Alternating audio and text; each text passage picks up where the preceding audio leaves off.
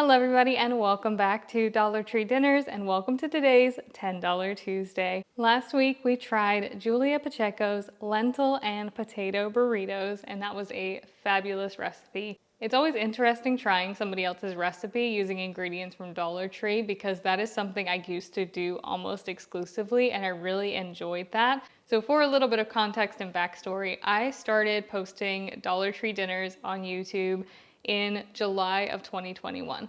It was not called Dollar Tree Dinners back then. It was called Rebecca Lynn Vlogs because many moons ago, it was a vlogging channel for me. About a year after that, I created Dollar Tree Dinners. And the story behind how I became Dollar Tree Dinners is that I found myself watching a lot of YouTube shorts, more than I was watching the long videos. Because I wasn't watching long videos, I found myself not wanting to make long videos.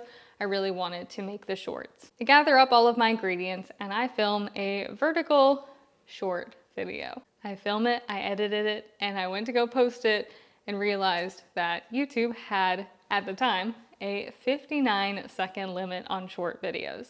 But I had already put the work into this video, so I was like, okay, let me try and post it on TikTok, because that had a 3-minute limit at the time. I think up until this point, I had been toying around with the idea of Dollar Tree Dinners in my head, so I searched for the username, and much to my surprise, it was available. So that is when Dollar Tree Dinners was created.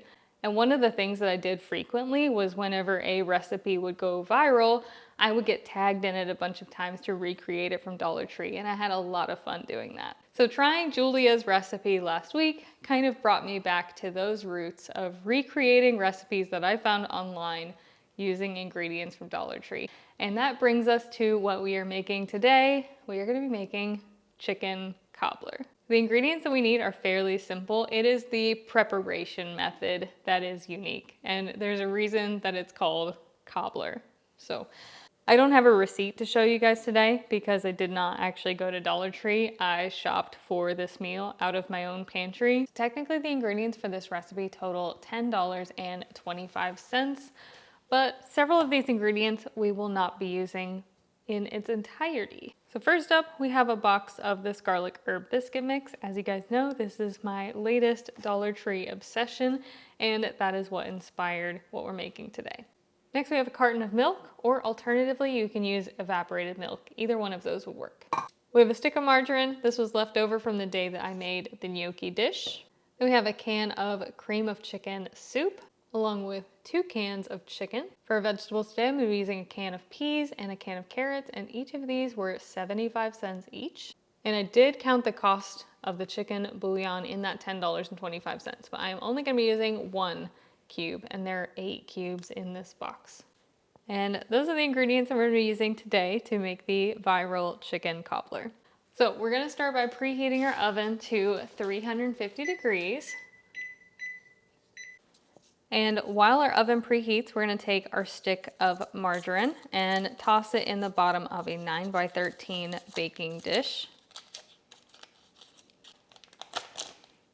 And we're going to pop that in the oven to melt the margarine while the oven preheats. So I forgot to mention that the original recipe came from Matthew at Your Barefoot Neighbor, so I will tag him in the description box below. And a lot of the ingredients that we use to make this chicken cobbler overlap significantly with the chicken and dumplings recipe that I shared. So you can essentially take that same meal in a bag and make this instead of the chicken and dumplings, kind of making it a 2-for-1. His recipe uses a rotisserie chicken that's been shredded.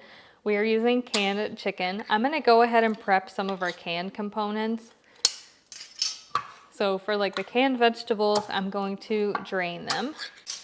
And then the carrots in this bad boy are quite large, so we're gonna cut those down a bit. One easy way that I'm always told to cut down vegetables is simply to use a pair of scissors, and you can really go in there and kind of chop those down into smaller bits without having to dirty a cutting board.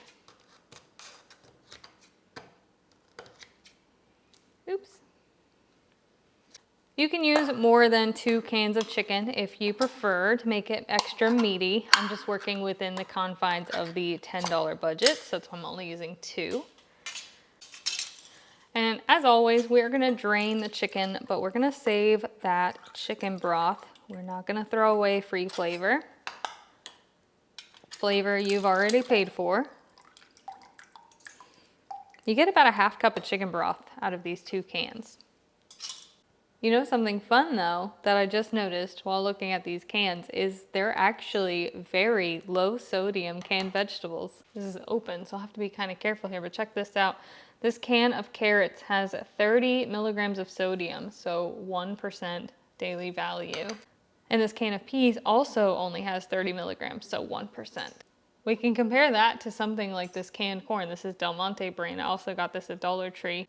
This one has a drained and an undrained, and it has 360 milligrams undrained, 230 milligrams drained. Same thing with these diced potatoes. It has 280 milligrams per serving. So kind of a happy accident. I didn't realize that these canned Founders vegetables from Dollar Tree are not only cheaper because they're 75 cents, and they're not advertised as being a low salt canned vegetable, but they have almost no sodium in them, which can be really helpful if you're on a sodium restricted diet. And the last thing I like to do is just take a fork and shred up this chicken. I just find that that helps it to spread a little bit further throughout the dish so that instead of just a few big bites of chicken, you get a little bit of chicken in every bite. We fast forwarded a little bit because I forgot to hit record apparently, but I've added my shredded chicken and my peas, and I'm adding my carrots into my casserole.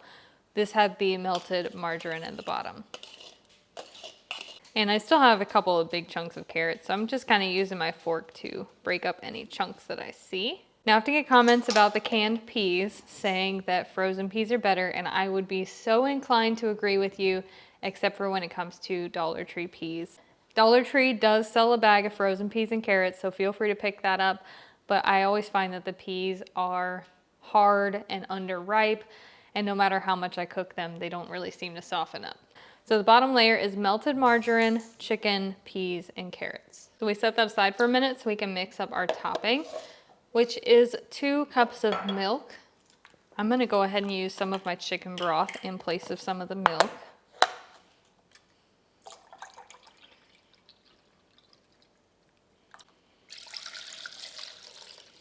And we are gonna be mixing that with our biscuit mix and the seasoning packet.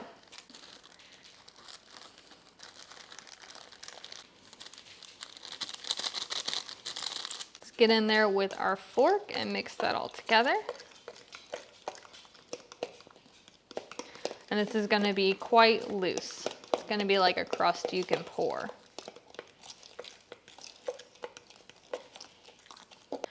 Now that is gonna get poured over top of our chicken mixture. We're not gonna stir.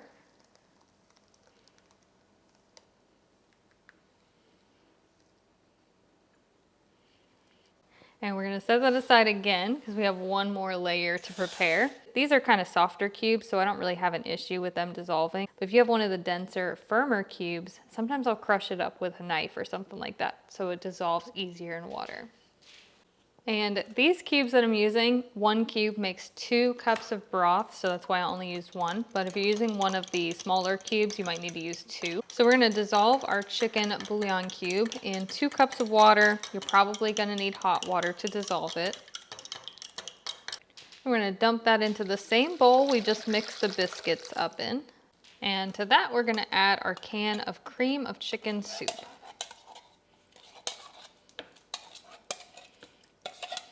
And give that a good mix to make sure everything is dissolved. Now, if you want, you can add some seasonings into this mixture. I am not going to be adding any salt. There is plenty of salt in everything that I've already used today.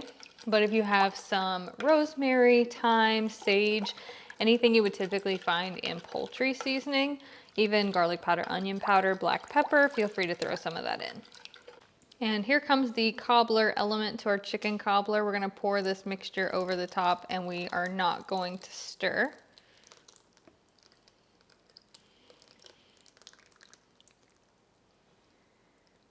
And then this beautiful, lovely dish of food is gonna go in the oven at 350 degrees for 45 minutes.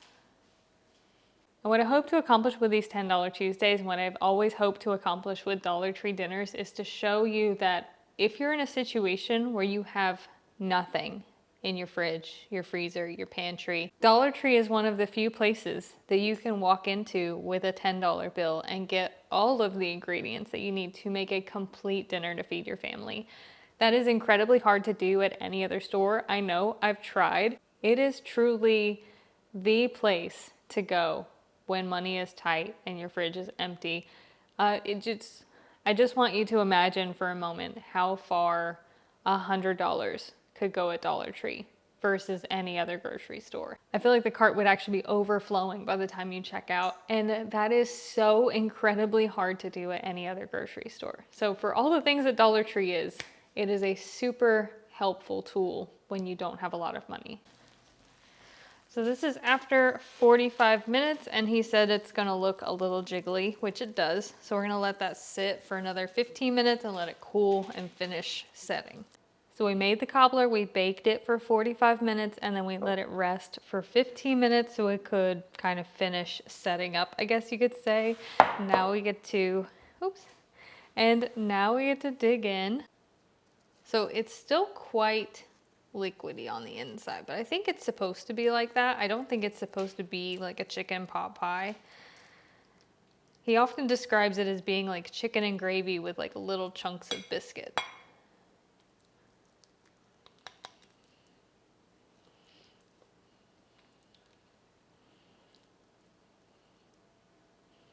So that's what we're looking like on our plate. It's very different. But this recipe is highly, highly regarded, so I can't imagine that's bad. I like all of the ingredients in there, and again, it's very similar to the chicken and dumplings I made about a month ago, so I feel like it's gonna taste very similar to the chicken and dumplings.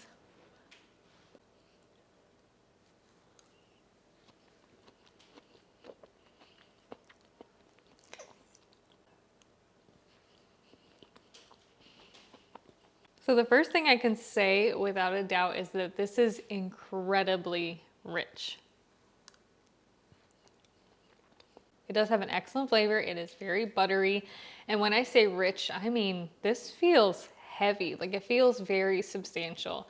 The pie base filling itself is very thick and creamy, but the biscuit topping layer is really light and fluffy and crisp. It's very unique. If you can kind of see, there's a lot of really tiny little air bubbles on top there. Maybe you can see that. But this crust itself has a really feathery, airy texture that almost has like a decadent crisp to it. I've never described a meal like this before, but this one feels like the one that's gonna put me in a food coma tonight. So I would say that this one's a success. I do really like it. I don't know if I would make it again just because it's a really heavy, stick to your ribs kind of meal, and that's not something I usually go for. However, I could totally see how this would be beneficial to families with teenagers and blue-collar workers or just larger appetites in general, because they're gonna get full on this one. I promise you that. And food coma is definitely the right descriptor because I'm about to go take a nap on the couch. I hope you guys enjoyed this episode. Again, shout out to Matthew at Your Barefoot Neighbor. Tag him in the description box below because this was his recipe. I just made it using Dollar Tree ingredients, which really wasn't that hard because Dollar Tree has all of the ingredients now. But I hope you guys had a fun and fantastic Tuesday, and I will see you again soon.